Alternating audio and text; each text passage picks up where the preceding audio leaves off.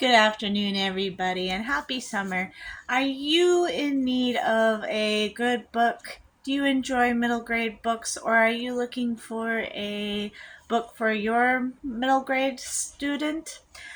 I would highly recommend the Wingfeather Saga, and you can see my other reviews of the first three books on Goodreads, but I wanted to do a special one on this one, The Warden and the Wolf King. It is such a wonderful book. I was rereading some of my favorite parts and just how the redemption arc and the character growth arc that Lily and Janner and Kalmar experience through this story from the very beginning in book one all the way through this story is just so very amazing. In the first three books, you mostly see Janner's story, but in this book, you see a little bit more of Lily from her perspective and Kalmar from his perspective, and just how they are growing up and seeing all the struggles that they're going through.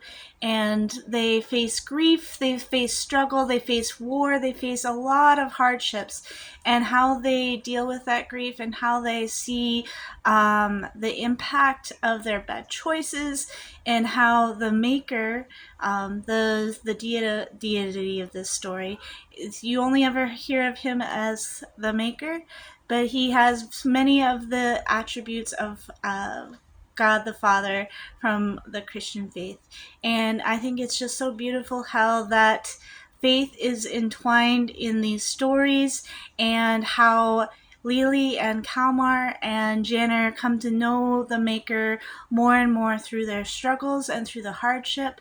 And they struggle with selfishness, they struggle with anger, they struggle with frustration. Janner, especially being the oldest, just watching him as he starts out resenting being the oldest and resenting having to look out for his younger siblings, and then as he goes through this journey of escaping from the Fangs with his family, and just learning how his uncle was so sacrificial and always just thought of protecting them, and Jana realizes that he wants to stop complaining about the responsibility of protecting his family, and he just wants to protect them as well.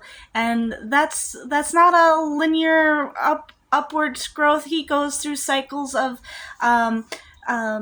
seeing the honor of it and then resenting it again, and then really wanting to protect his family, and then struggling with not liking being the protector of his family, and just how he sees all of that. And then Kalmar, how he sees the consequences of his actions and the consequences of his being a coward, and the monster that grows inside of him, and that he wants to fight that, and he wants to become a better person. It's just a beautiful, beautiful story. So I hope you will enjoy. God bless. Bye.